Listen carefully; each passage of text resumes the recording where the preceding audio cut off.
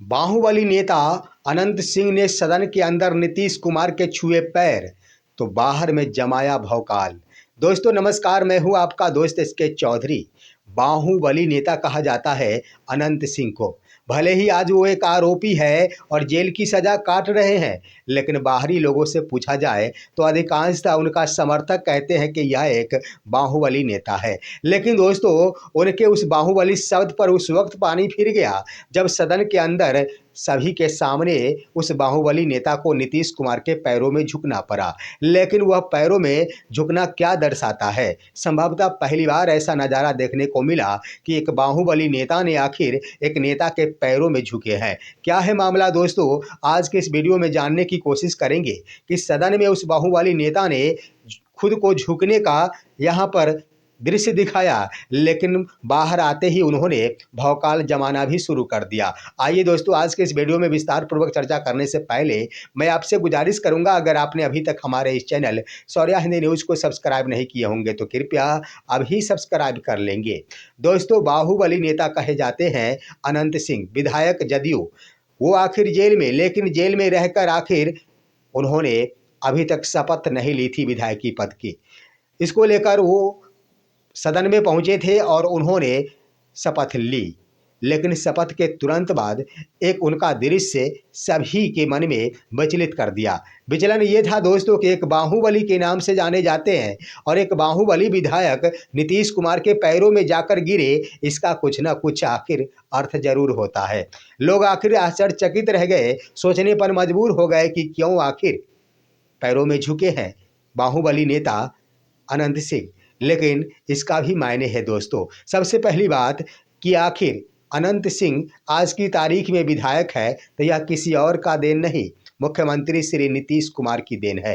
नीतीश कुमार की देन है कि एक सजा काटने वाला व्यक्ति, इसे सजा ही कहा जा सकता, आरोपी व्यक्ति ही कहा जा सकता, जिनके ऊपर एक नहीं 27 मुकदमे हैं और वो बाहुबली के नाम से जाने जाते हैं, जिसके कारण आखिर पैरों में झुकना लाजमी बन जा रहा था।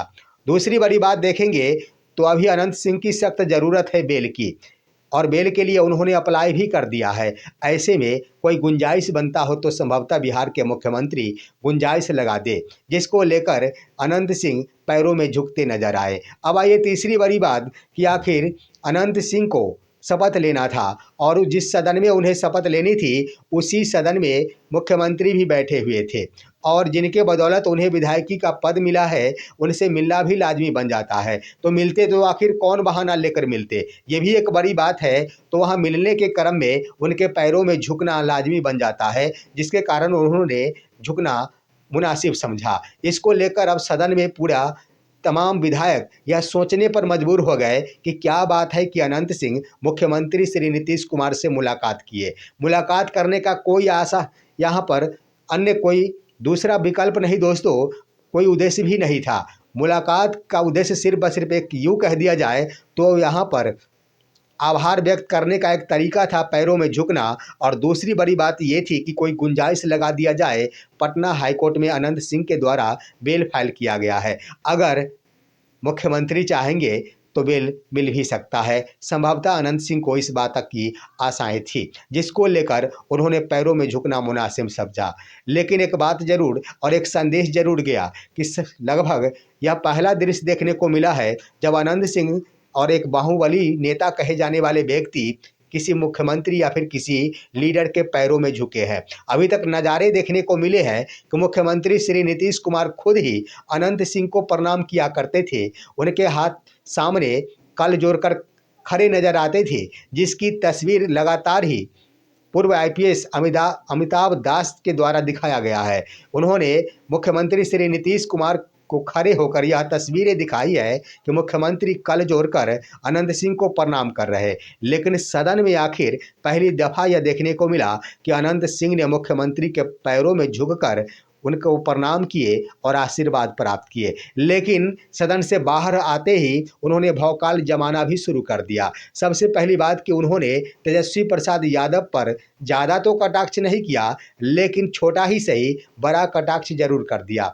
दोस्तों, इसके क्रम में मीडिया उनसे कई प्रकार की सवालें पूछी। मीडिया ने उनसे पूछी कि आखिर इस पर जो बिहार में अभी बेटियों पर इतना जुर्म ढाया जा रहा है, नीट छात्रा का वो कांड कहाँ तक, इस पर जांच की प्रक्रिया को आगे बढ़ाई जानी चाहिए थी और सरकार को इस पर क्या एक्शन लेना चाहिए था, इसके बारे में बोला जाए तो इस पर कुछ भी बोलने से इनकार कर दिए बाहुबली विधायक। उन्होंने कुछ भी बोलना मुनासिब नहीं समझा इस मुद्दे पर। वहीं पर देख लिया जाए दोस्तों, जब तेजस्वी प्रसाद यादव की बातें लेकर यहाँ पर मीडिया ने पूछी कि तेजस्वी प्रसाद यादव तो सरकार पर सवाल उठा रहे हैं। तेजस्वी प्रसाद यादव का कहना है कि बिहार सरकार की पुलिस प्रशासन कोई काम की ही नहीं रह गई। यूँ कह दिया जाए तो सरकार ही कोई काम की नहीं, पुलिस प्रशासन से कोई काम हो ही नहीं पा रहा, अपराधी पकड़ में ही नहीं आ रहा और बेटियों के साथ व्यवहार हो रहा है और बेटियों के साथ नाइंसाफ़ी हो रही, लेकिन पुलिस प्रशासन मौन धारण कर बैठी हुई है। इस पर आप क्या करेंगे? तो यहाँ पर देख लिया जाए दोस्तों, वह बाहुबली विधायक ज़्यादा नहीं बोले और बस इतनी बातें की कि अरे विपक्ष के नेता क्या बोलेंगे, विपक्ष के पास बोलने के लिए है ही क्या, उन्होंने बस इतनी बातें कही। लेकिन एक बड़ी बातें कह डाली कि अगली बार ऐसा हो सकता है कि तेजस्वी प्रसाद यादव को किसी दूसरी पार्टी से चुनाव लड़ना पड़े। दोस्तों यहाँ पर क्या दर्शाता है, यहाँ पर यानी उनका कहना था कि तेजस्वी प्रसाद यादव किसी दूसरी पार्टी से चुनाव लड़ेंगे, लेकिन शायद अनंत सिंह भूल गए कि जिस पार्टी के नेता है तेजस्वी प्रसाद यादव, उसके सिर्फ विधायक नहीं है, तेजस्वी प्रसाद यादव उस पार्टी के कार्यकारी अध्यक्ष है और जिस वक्त चुनाव होंगे उस वक्त तेजस्वी प्रसाद यादव उस पार्टी के राष्ट्रीय अध्यक्ष बन जाएंगे। जरा सोचने वाली बात है कि राष्ट्रीय अध्यक्ष क्या दूसरी पार्टी से चुनाव लड़ेंगे? हाँ, ये बातें हो सकती है कि बाहुबली विधायक अनंत सिंह खुद का नाम ना लेते हुए इन बातों को तेजस्वी प्रसाद यादव के नाम को लेकर कहते होंगे, क्योंकि अगली बार किसी दूसरी पार्टी से चुनाव लड़ेंगे बाहुबली विधायक, जदयू में उनको मौका मिलेगा या फिर ना मिलेगा इसकी कोई गारंटी नहीं। इसी को लेकर संभवतः उन्होंने किसी दूसरी पार्टी का जिक्र किया और यही बातें कही कि अगली बार किसी दूसरी पार्टी से चुनाव लड़ेंगे। तो दोस्तों इन दोनों मुद्दों को देख लिया जाए तो भौकाल ज़्यादा तो उन्होंने नहीं जमाई, लेकिन बड़ी बातें तेजस्वी प्रसाद यादव के ऊपर कह डाली।